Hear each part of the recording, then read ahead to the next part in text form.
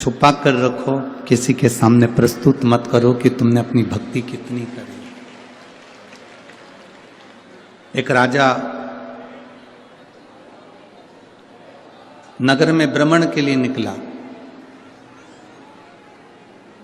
और राजा जब घूमते घूमते भ्रमण के लिए निकला तो जंगल में पहुंचा तो जंगल में उसने क्या देखा कि एक कुटिया बनी हुई है, कोई संत उसमें बैठे होंगे, कोई अच्छा सा आश्रम दिख रहा है।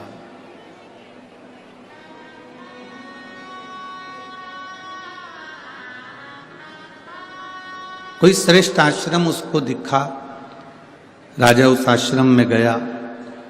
आश्रम में एक महात्मा जी बैठे हुए थे। राजा ने उनको प्रणाम करा, आशीर्वाद लिया, उनसे मिलना हुआ। जब तक किसी से मिलते नहीं हो ना तो हमारे दिल में गलत फहमियां आती रहती है। जब आप किसी से मिल लेते हो तो समझ में आता है कि व्यक्ति, बंदा कितना जोरदार है, व्यक्ति कितना अच्छा है। जब तक हम मिलते नहीं है ना तब तक हमारे मन में भ्रम रहता है कि ये बेकार है, ये अच्छा है, ये बेकार है, ये अच्छा है, उसकी बुराइयां हम निकालते रहते हैं। जब व्यक्ति से मिलन हो जाता है, उससे हम मिल लेते हैं, तब अनुभव होता है कि व्यक्ति कितना अच्छा, बंदा कितना अच्छा।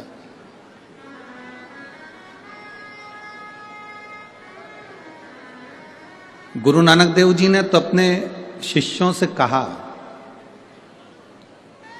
गुरु नानक देव जी ने बाले से भी कहा और अपने जितने शिष्य थे उनके चारों पांचों सबसे कहा। अपने दोनों पुत्रों से भी गुरु नानक देव जी ने कहा कि व्यक्ति से जब तक मिलो ना तब तक उसकी निंदा करो ना। आप पहले मिलो तो कि वो निंदा करने के लायक है कि अच्छा बोलने के लायक है। किसी ने तुम्हारे कानों में आकर कह दिया कि वो व्यक्ति बुरा है और तुम उसकी निंदा में लग गए।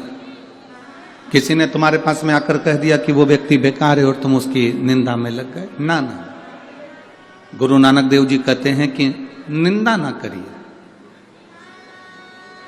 गुरु नानक देव जी कहते हैं पहले, सबसे पहले उसको परखो कि वो ठीक है कि नहीं है।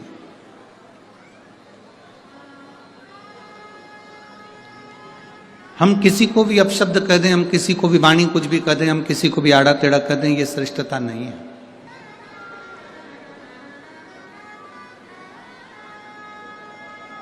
कहा, राजा ने एक आश्रम देखा, संत का आश्रम था, उसमें गए, बड़ा सुंदर था। राजा ने महात्मा जी को प्रणाम कर कर कहा, बाबा जी प्रणाम। बाबा जी ने कहा, कौन है? कहा, मैं राजा नगर का, यहाँ वन में आया हूं, आपका आश्रम देखा था, बड़ा सुंदर लगा तो आपसे मिलने के लिए आ गया। ठीक है, अब आप आ गए हैं मिलने के लिए, आश्रम देखो, दर्शन करो, प्रसाद पाओ, फिर जाओ। राजा ने जब महात्मा जी के घर का भोजन करा, दाल एकदम पानी की तरह, रोटी एकदम मोटी मोटी, ना उसमें नमक था ना उसमें मसाला था। और राजा ने उस भोजन को ग्रहण किया तो महात्मा जी से कहा, महाराज जी इतने सारे महात्मा यहाँ रहते हैं, संत यहाँ रहते हैं और तुम भोजन ऐसा कराते हो, ऐसा भोजन करते हो, श्रेष्ठ नहीं है। अब मैं राजघराने से, राजकोष में से आपके लिए कुछ ना कुछ भेजूंगा, आप अच्छा बनाओ, अच्छा खिलाओ, अच्छे से रहो।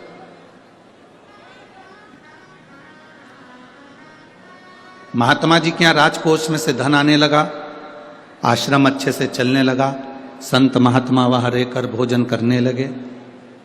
अब राजा की ऐसी आदत हो गई कि वो महात्मा जी से बात करता, सिंहासन पर बैठकर उनसे सब राय लेता, राज्य कैसे चलाना है वो भी पूछ लेता और महात्मा जी उसको मार्गदर्शन करते। पर राजभवन में 2 मंत्री ऐसे थे जिनको ये महात्मा सुहा नहीं रहा था।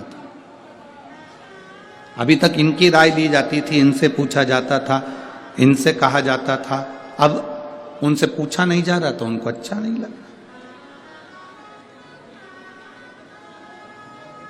जब उनको अच्छा नहीं लगा तो उन्होंने राजा से कहा, महाराज आप राजकोष में से इतना धन उनको दे रहे हो, इतना धन निकाल कर आप आश्रम को दे रहे हो, और वहां आश्रम में जाकर देखो तो सब चकाचक खा के पड़े रहते हैं। कोई ऐसा नहीं नजर आता कि कोई भगवान की भक्ति कर रहा हो, कोई भगवान का भजन कर रहा हो, कोई भगवान की स्मरण कर रहा हो, हमें तो नहीं दिखता।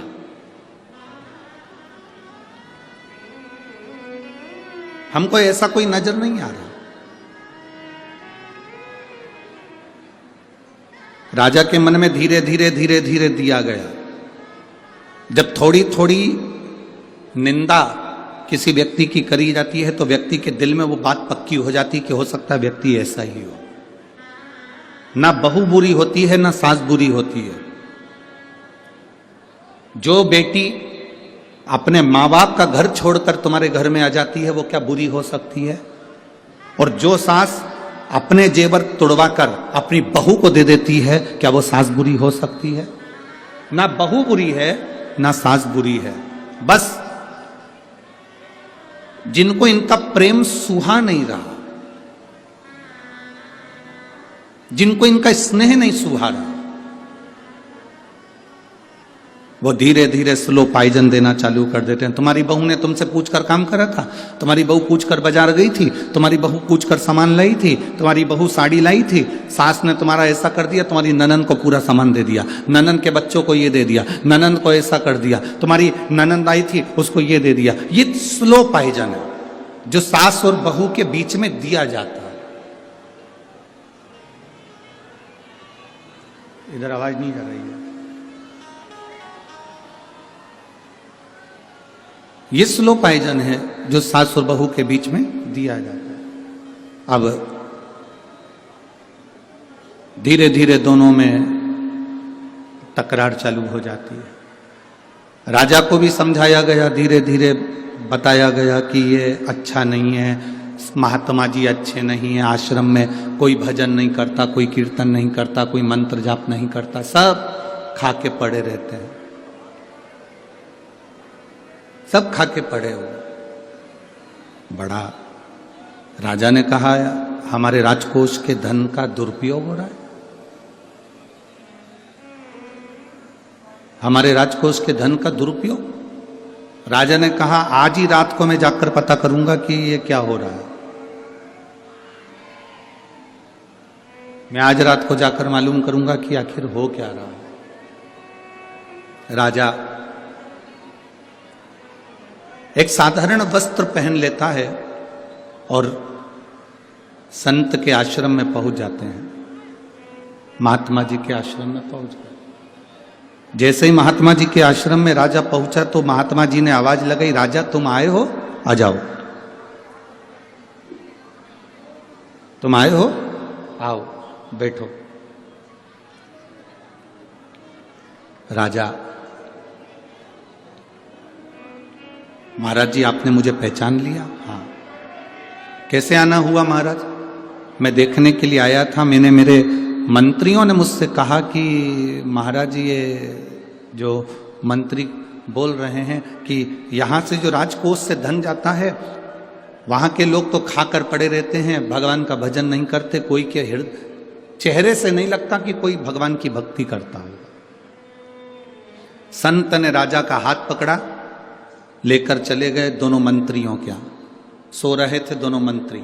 एक मंत्री के घर पर पहुंचे, राजा को एक बाल्टी पानी दिया, डाल दे मंत्री के ऊपर। राजा ने बाल्टी भरकर पानी मंत्री के ऊपर डाला। मंत्री उठते से गालियां बकना प्रारंभ कर दिया। रिटर्न आ रहा है आवाज। मंत्री ने गाली बकना प्रारंभ कर दिया। राजा फिर दूसरी बाल्टी लेकर दूसरे मंत्री के यहां पर गए और फिर डाला तो उसने और गंदी गंदी गालियां देना प्रारंभ कर, और गंदी गाली दी। अब राजा को संत ने बाल्टी भरकर जल दिया। रिटर्न आ रहा है ना। बाल्टी भरकर पानी दिया और बाल्टी भरकर पानी देने के बाद में कहा कि अब ये जल अब यहां जो संत सोए हैं इनके ऊपर डालो। राजा ने एक बाल्टी पानी लेकर एक संत पर डाला। जैसे ही संत पर डाला, संत उठते से बोले शिव शिव शिव शिव शिव शिव शिव शिव। फिर दूसरी बाल्टी दूसरे संत पर डाला, उन्होंने कहा शंभु शंभु शंभु शंभु शंभु शंभु।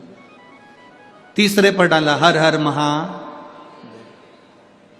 राजा गुरुजी के पास आकर बोला, गुरुदेव क्या बताना चाहते हो? गुरुजी ने कहा, देखो जिनके लिए कहा गया कि यहां तो सब ऐश और आराम की जिंदगी जी रहे हैं, अगर कोई संत कोई साधु तुम्हारे धन का सदुपयोग कर रहा है, भोजन कर रहा है, तो वो सो भी रहा है ना, तो उसके भीतर उसकी भक्ति शंकर के नाम का उच्चारण कर रही है। और जिसके अंदर आसक्ति और तृष्णा भरी है, उसको क्रोध, रात में सोते सोते भी क्रोध उसके अंदर भरा हुआ। भक्ति का दिखावा नहीं होना चाहिए। हम चंदन का तिलक लगाएंगे तो हम भक्त कहलाएंगे, ना ना ना बाबा, हमारे यहाँ शिव महापुराण की कथा कहती है ये भक्ति का दिखावा नहीं। हम माला पकड़कर बैठे रहेंगे 24 घंटे तो भक्त कहलाएंगे, ना ना ना ना, ये भक्ति नहीं है हमारा। लोग आपसे कहें कि मंदिर में जाने से पहले तुमको कपड़ा बदलना पड़ेगा, मंदिर में जाने के लिए तुम्हें इस कलर का कपड़ा पहनना पड़ेगा, तुम्हें भगवान को पाने के लिए सफेद कपड़ा पहनना पड़ेगा, तुम्हें भगवान को पाने के लिए लाल कलर का कपड़ा पहनना पड़ेगा, तुम्हें भगवान को पाने के लिए ये वाले कलर का कपड़ा पहनना पड़ेगा, तो उसको समझा देना, मेरा महादेव कपड़े बदलने से कभी प्रसन्न नहीं होता, मेरा महादेव कलेजा बदलने से प्रसन्न हो जाता है। कपड़ा बदलने से कभी परमात्मा प्रसन्न नहीं हुआ। आप जिंदगी में कितने भी कपड़े चेंज कर लो, भगवान को तुम्हारे कपड़े से कोई मतलब नहीं है। उसने तो एक कपड़ा तुम्हें देकर भेज दिया, वो कपड़ा तुम्हारा इतना जोरदार है, वो तन तुम्हारा शरीर इतना जोरदार है। भगवान ने कहा जो कपड़ा मैंने तुझे पहना कर भेजा है, बस इस कपड़े को तू मेला मत होने देना, इस कपड़े को तू गंदा मत होने देना। ये जो मैंने तुझे कपड़ा दिया है ये साधारण कपड़ा नहीं है, इसको गंदा मत होने दो। तुम जिस कपड़े को पहने रहते हो वो कपड़ा गंदा हो जाता है, कोई गंदा करके चले जाता है तो तुम्हें गुस्सा आएगा कि नहीं आएगा? चलो जाने दो, तुम यहाँ बैठे हो, कोई चाय की ट्रे लेकर आया और तुम्हारे ऊपर ढोल दे, तुम्हें गुस्सा आएगा कि नहीं आएगा? बोलो बोलो, जम के बोलो जरा।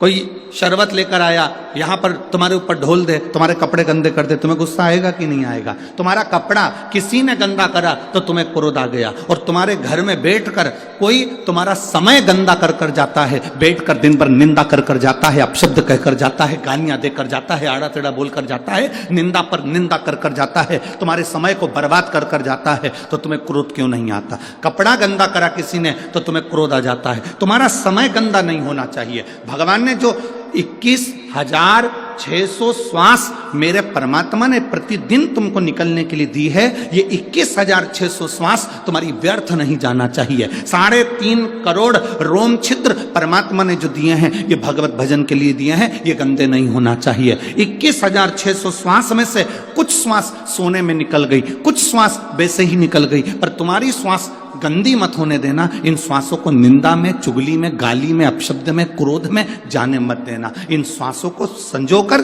परमात्मा की भक्ति में लगाना। शरीर का कपड़ा गंदा होगा चल जाएगा, घर गंदा होगा चल जाएगा, छत गंदी होगी चल जाएगा, कुछ जगह गंदी होगी चल जाएगा, पर इस मन को कभी गंदा मत होने देना। इस मन को स्वच्छ बनाकर रखना, क्योंकि परमात्मा इसी में प्रवेश करता है, भगवान इसी में प्रवेश